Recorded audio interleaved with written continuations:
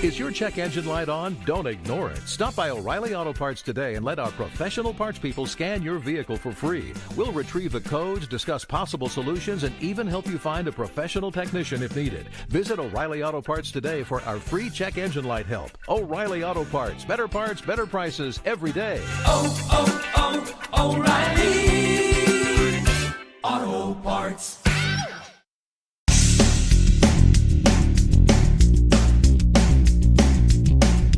This is No BS Job Search Advice Radio, episode 1470. I'm Jeff Altman, the Big Game Hunter, and welcome. It's Sunday in this year, and what I've been doing all year long is running some of the longer interviews that I did for my other show, Job Search Radio, which I discontinued about a month ago. And this is one about how to be an awesome professional networker. Good interview, probably about 25, 30 minutes in length. Also want to mention that I'm going to be taking the next 2 days off from releasing the show. I'm going to be working with a client for those 2 days, and I just don't have time to put out the show. So I'll be back on Wednesday morning, as I always am. I never said it was a 365-day-a-year podcast. I just said we try and do it 7 days a week, and I think I do a damn good job of it. And I'll also mention that my website is due to relaunch very soon. I think we've got most of the things taken care of, and I hope to have it launched soon. Last thing I'll mention, if you want to connect with me on LinkedIn, send a connection request to me at linkedin.com/IN/the Big Game Hunter. Mention that you listen to the show. I love helping folks. I love knowing that I'm helping some folks as well. And I also have a YouTube channel at JobSearchTV.com. And with that, let's get going, okay? Networking is one of these things that gives people all sorts of stress. It's as though if they meet an absolute stranger for the first time, they're going to be harshly judged, or they're just afraid of extending his hand, saying hello, and saying, "Hi, what do you do?"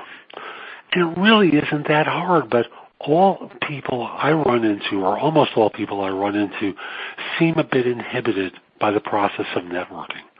So I thought I would introduce Mike Fishbein to you, who's the author of How to Build an Awesome, is it network or professional network? Professional network. Thank you. I just wanted to make sure I gave the title correctly. The author of How to Build an Awesome Professional Network to you. Mike, welcome to Job Search Radio. Great to have you on. Thanks a lot for having me, Jeff. You're welcome. And most people have that sort of inhibition, that sort of fear about networking. And I confess, at times I had it when I was younger, too. Why do you think most of us feel that way at one time or another? Yeah, it's definitely something I can relate to as well. I know, when I was first getting started with networking, I really didn't want to do it. It sounded like a major hassle and like it wouldn't be a lot of fun. I was pretty introverted at the time. Since then I've gotten a lot less introverted. But I think part of it has to do with a lot of common misconceptions about what networking really is. So once I sort of got out there and started doing it, I realized it really wasn't that bad at all. And it doesn't have to be this kind of, salesy, business card swapping, adventure.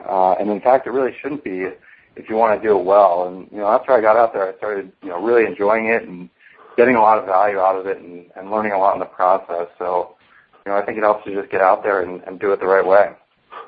And it's not necessarily that salesy business card networking is bad. I heard that loud and clear. And I think people should exchange business cards, but it needs to go beyond that, quite obviously. So what do you think people can start doing in order to overcome their inhibitions and do it the, quote, right way? Yeah, well, I think the one or two things that are essential when getting started, probably the first thing is just to remind yourself that you are someone that wants to be met. You're someone that people want to meet.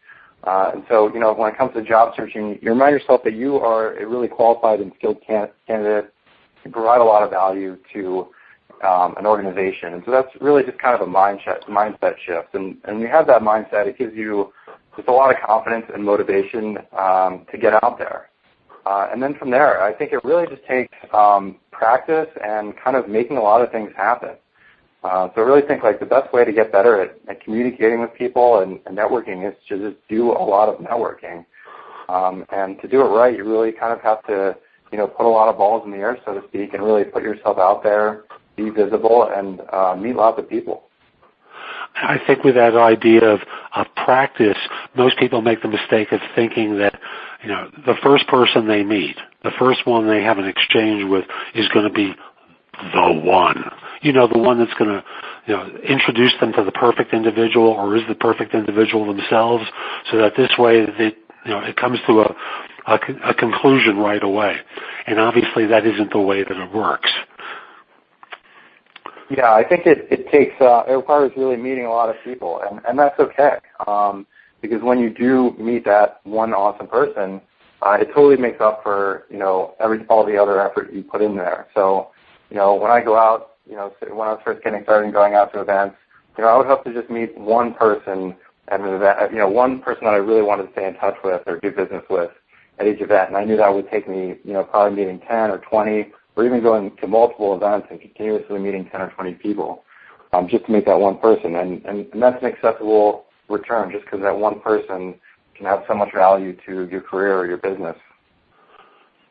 Agreed. And I don't want that first part of your statement to be passed over, because I think a lot of folks, because they're out looking for work, feel kind of subservient and often, if they've been let go, defeated. They may not think so, but that frightened quality is coming out of the perspective of being weak or feeling weak. And thus the reminder that it's critical that you are someone that others will want to meet is so important because it does help drive you as someone who is valuable to them as well, and not just someone who's going to take from others. Would you agree with that? Yeah, absolutely. You have to have that sort of core confidence, and another kind of mindset is to, rather than going out just trying to sell yourself and, be subservient, like you said, it's just to kind of go out there and look to help other people, look to provide value to other people and sort of, lead by example and be helpful to others. And that tends to get reciprocated and something that people really appreciate. So that's one of the things I love to do when it comes to networking. And what form of help do you think is of value to the people that you meet? Yeah, there's actually a lot of ways to help people, and I found that some people don't realize how many ways there are to help people.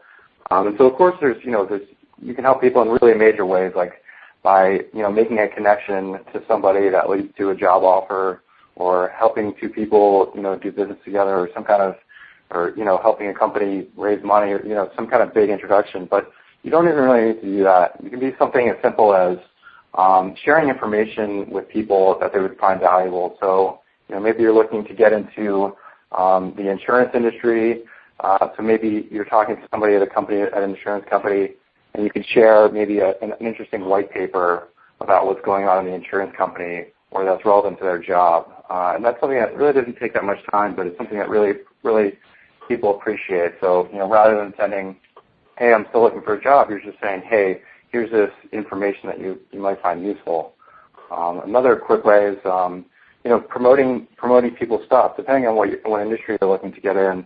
And more industries are getting, active on social media and with content marketing is, helping people promote their content. So if somebody's a blogger, you could just share their blog post on Twitter, and that's something that really takes 2 seconds, but that people really, really appreciate. I agree with you wholeheartedly. This idea of sharing things with people, I think a lot of folks, other than on Facebook or Twitter, where they're just forwarding a link or liking something, which not to negate that at all, but I think it can go larger than that. I remember years ago knowing someone who was a commodities broker at an investment firm. And what she would do regularly is drop an article in the mail. Now, this is pre-internet days.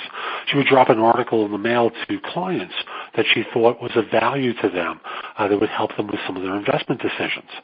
And it's the same thing that you're talking about, but updated for modern times, where people share information with others that will help them and not just simply fixate on oneself and what one's own needs are. It's a nice approach to take. Yeah, absolutely. And interestingly, I think that the mailing thing would probably be valuable now because so many people are just using online. Doing the paper mailing can actually probably make you stand out at this point. And I think someone I said I had on the show recently spoke about actually handwriting the envelope as a way of trying to get through the mailroom and people not thinking that it's just another solicitation or another dumb resume coming in. If you have a personal address, it's obviously easier, but if you're sending it to someone's office, perhaps a neatly written neatly addressed envelope will get through much more readily than something that looks, quote, professional. Yeah, and then from their perspective, I mean, that's going to tell them, they're going to have this feeling that they want to spend time with you. So instead of, you kind of just asking for things from them, they're receiving value from you. And, of course, anybody wants to have somebody in their network who is going to be helpful to them. So automatically you're making yourself attractive to that person, to your target. And obviously we're not talking about overdoing it and sending out something daily. That's at the point of being obnoxious. What sort of frequency do you think a note could get dropped or an article could get dropped to someone? Yeah, I think it depends on the type of relationship. For my kind of longer-term relationships, people that I want to just maintain a relationship for sort of the life of my career, for somebody I don't have an immediate need to do business with, I try to stay in touch about once a month. And I make a really strong point of keeping track of this and setting myself reminders. Just once a month I'm going to check in, provide something of value, or share something of theirs on my Twitter feed, or do something. But if it's something, if it's more urgent, like it's maybe somebody that you'd like to work for, I think it could be about once a week. I think it could be more frequent. Terrific. That's very helpful for folks. And we'll be back with more from Mike in just a moment. But first, my Job Search Insider tip for this show, which is about what I think is a really cool tool that I've been testing recently that I think you'd find very helpful, folks. Now, the tool is called Prophet, Prophet, and it's currently available as a Chrome extension. So if you go to a site called recruitingblogs.com and look toward the top, you'll see in the current version of that site a button that says Tools. Click on that button and they'll list a variety of different tools that they've been reviewing. So look for Prophet there. What Prophet will do is, once installed, when you go to LinkedIn and want to find an email address of someone who you may not be a first-level connection with, Prophet most often is going to provide you with that email address that they've registered on the site with. They also provide you with information about their social graph from a host of different places. About Me, Facebook, Twitter, the usual suspects, Stack Overflow, GitHub, 10, 12 different places they're pulling in data from. But I think the key thing for you as a job hunter is their ability to provide you with email addresses. So once the product is installed and you come to LinkedIn, you'll see a big black checkbox toward the right-hand side top of your Chrome browser. Once you're on someone's LinkedIn page, click the checkbox. It will open up, and suddenly you will have some information about this person, including their email address. So again, the tool is called Prophet, available at recruitingblogs.com. So let's come back to Mike Fishbein and continue our conversation about networking and the things that you can do to be an awesome networker. So picking up where we were before, we've talked about being someone who people want to meet, practicing. And then we moved into the area where an individual is someone worth, is doing something for others, is sharing content with people. What sort of other things or what other sorts of things can people be doing in order to become an awesome networker? Yeah, there's a bunch. I think one thing is kind of being visible and sort of displaying the value that you provide to an organization. And so a strategy that I've put a lot more emphasis on myself recently was actually through blogging. And I see from people in more and more industries, it seems like almost every industry now. I know it didn't used to be as common in every industry before, but I think it's become more common is to blog and just to start a personal blog. And what you can do is start creating that content that is of value to people, and also start displaying your expertise. So maybe you're looking for a sales job. You can start a blog about sales and blog about some sales tactics that you can use to prospect or to close deals. And maybe you can even highlight some of your accomplishments in using those tactics. So you sort of take the guesswork that an employer might have about your abilities out of the equation by clearly displaying that you have that value, and not just to employers, but to your network and to people around you who may be able to introduce you to employers. That's going to give your network more confidence in your abilities and make them more motivated to potentially make an introduction to you to an employer because they know you're of value. We agree.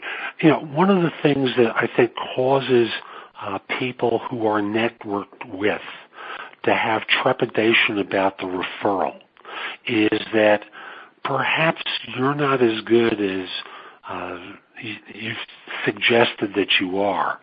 And the person who provides the introduction might be embarrassed or hurt because of your mediocrity. Having such information out them gives them more confidence that you're a person that's worth referring.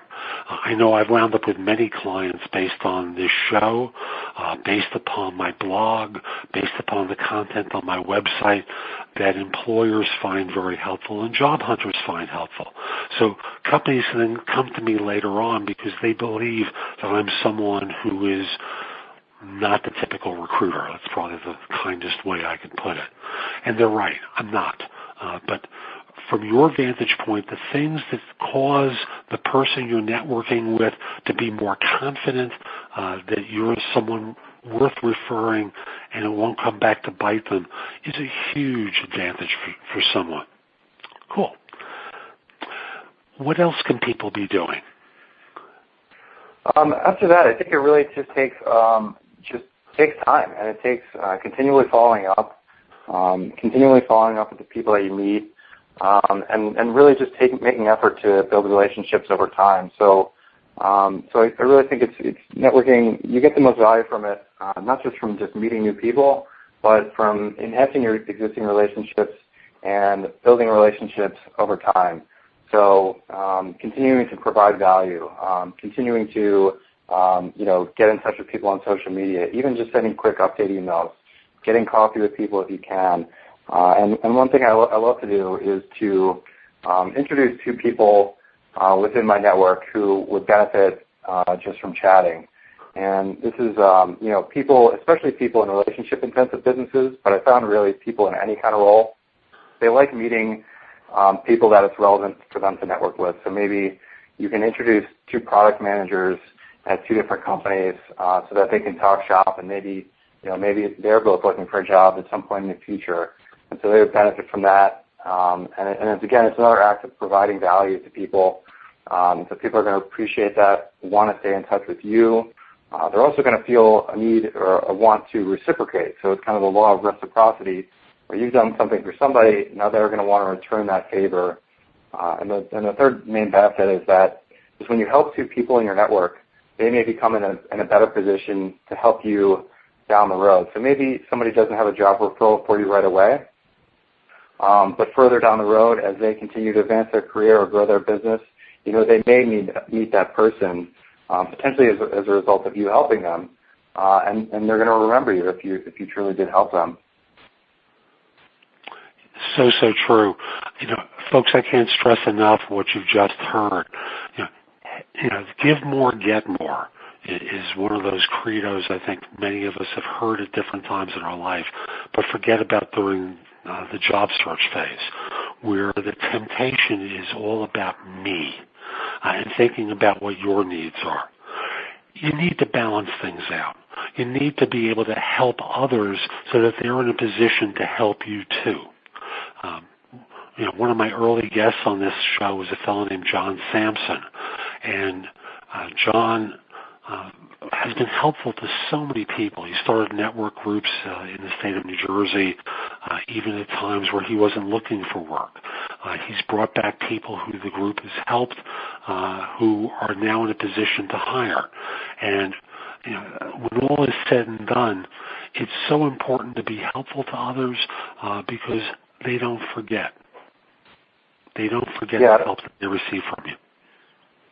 Yeah, and that really emphasizes the importance of digging your well before you're thirsty and really getting started with this and continuing to maintain and build those relationships over the life of your career. So even after you get a job, for anybody who's, not old or, a little bit young, they're probably going to have to do that job search again, potentially within a few years or less. So, it's really important to just continually build. So true. And look, candor, I am one of those old folks. And for all of us, regardless of age, networking is critical. There's a guest I had on, Dave Opton, who operates a network called ExecuNet. And folks, if you've listened to the show for a while, I apologize for repeating his statistics. But we all know 70% of all jobs are filled through networking. But he added one more dimension, which is 70% of the 70% come through people that you didn't know at the beginning of your job search. Catch that one. Wow. In fact, 49% of all positions are filled by people that you didn't know at the beginning of the search. So you need to put yourself in the position of connecting with people beyond your immediate network. And that can really only come with time, effort, trust, relationships, and a whole host of other things, and more efforts on your part in order to get to those additional people. Mike's been talking about a number of ways. There are obviously others, but it all involves building the relationship. That's really what we're talking about here. More, Mike, more. I want more tips. I want more advice. Tell me more how people can become awesome networkers. Sure. Yeah, I mean, one thing you just said there, I just kind of wanted to emphasize, is that really shows just the importance of networking, but it also shows that a lot of other people out there are helping other people and are eager to help. So again, to give you that confidence to get out there and network, it's just a great thing. So yeah, and also following up on that is, and leading to the next tip is, you talked about referrals and how powerful they are for a job search. So for getting referrals, I think there's a couple things you can do to sort of get more of them. One is actually everything we've just been talking about, but when it comes to getting referrals, I try to be as focused as possible when asking for referrals. So I don't want to just go to people, the people I know, the people I'm meeting, and say, hey, I'm looking for a job. I want to get as specific as possible.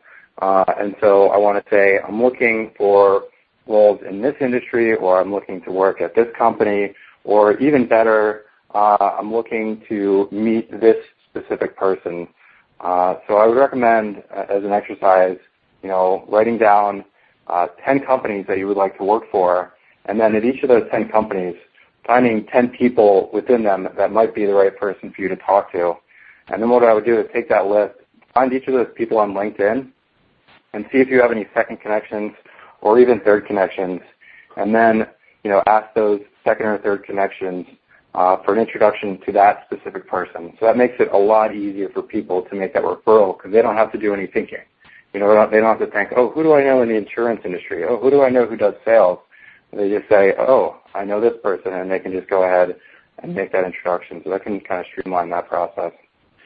You bet. And a wise person mentioned recently that one of the helpful ways of getting them to do it is instead of putting all the onus on them to craft the letter or the email to that individual, to draft it for them.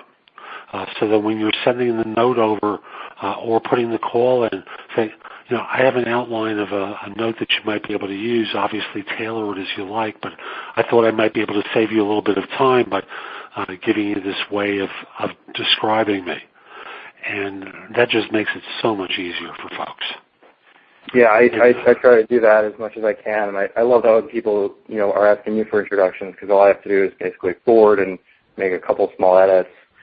And a couple of elements to include in that initial note is just to explain why it is you're looking to meet them, and why it might be beneficial for that third party to meet you, and then don't put too much pressure on them. Just acknowledge that they may not know this person all that well, or they may not feel comfortable making that. So just say, if you don't know them well or if you don't feel comfortable, that's totally fine. Agreed. Because, for example, in my case, my first level connections on LinkedIn, close to 14,000 at this point, and I don't accept connection requests from other recruiters. So that's a lot of people who've reached out to me primarily to connect with me. And often I'll get a note from someone that asks, how well do you know so-and-so? And I'll answer honestly by saying, they are someone who reached out to me. I don't really know them well. If you'd like me to forward a connection request, I'm happy to do it, but I'm not sure how much credence they'll hold in an endorsement from me. Find people who know that individual for the introduction, of course. Yeah, and it's important for the person asking for the introduction to know that as well. Just for a scenario, so say you're looking for an introduction to Jim and you're asking Bob for an introduction. It turns out who you get introduced by is also kind of a reflection on you. So maybe Jim does not have a good relationship with Bob, and he doesn't like Bob. And if you're getting an introduction request, if Jim's getting an introduction request from Bob, it could affect your reputation. So you don't want to hurt your reputation either. Agreed. We're starting to come up on the end of our time with one another today. So let me just check. Anything else you want to make sure that folks hear about how to become an awesome professional networker? No, I think we covered a lot of stuff. I'm always happy to answer questions on Twitter, or if anybody has follow-up questions, I'm happy to answer. Terrific. So let's switch over to that gear. Number one, how can people find out about your book or order your book? And number two is, how can people connect with you on Twitter or elsewhere? Sure, yeah. So my book is called How to Build an Awesome Professional Network. It's available in paperback, Kindle, and audiobook on Amazon. So you can just search on Amazon or go to mfishbein.com/network, and that will take you right there. And then my Twitter handle is @mfishbein. And could you spell Fishbein for my listeners? Yeah, it's MFISH, B as in boy, EIN as in Nancy.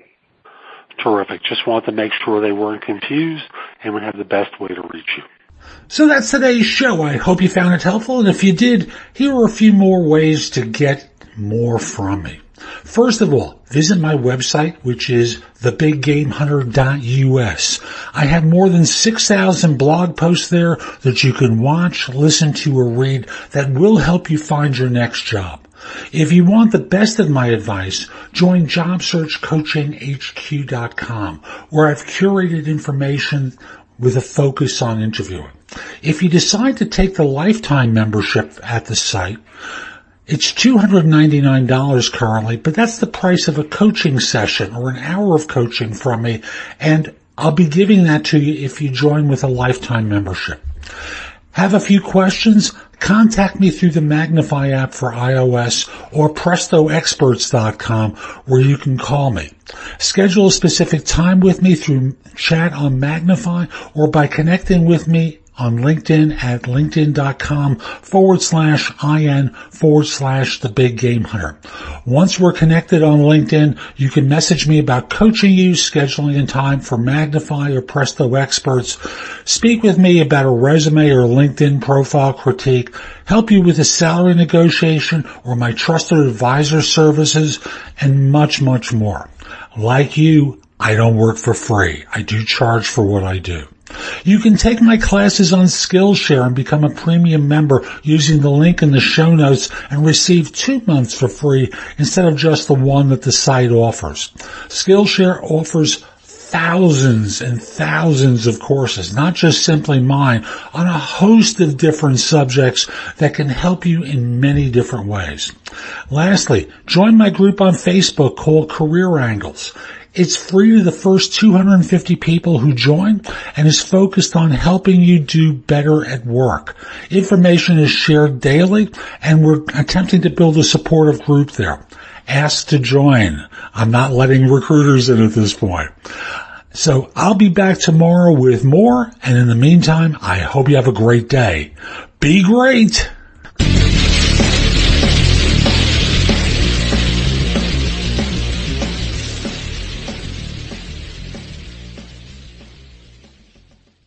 Let's say you just bought a house. Bad news is, you're one step closer to becoming your parents. You'll proudly mow the lawn. Ask if anybody noticed you mowed the lawn. Tell people to stay off the lawn. Compare it to your neighbor's lawn. And complain about having to mow the lawn again. Good news is, it's easy to bundle home and auto through Progressive and save on your car insurance, which, of course, will go right into the lawn. Progressive Casualty Insurance Company, affiliates, and other insurers. Discount not available in all states or situations. The Starlight Lounge presents An Evening with the Progressive Box. Old moon, yeah. That's Hugo, tickling the ivories. He just saved by bundling home and auto with Progressive. Gonna finally buy a ring for that gal of yours, Hugo? Send her my condolences. Hi-oh! This next one's for you two. There's a burglar in my heart. Thank you. Progressive Casualty Insurance Company and affiliates. Discounts not available in all states or situations.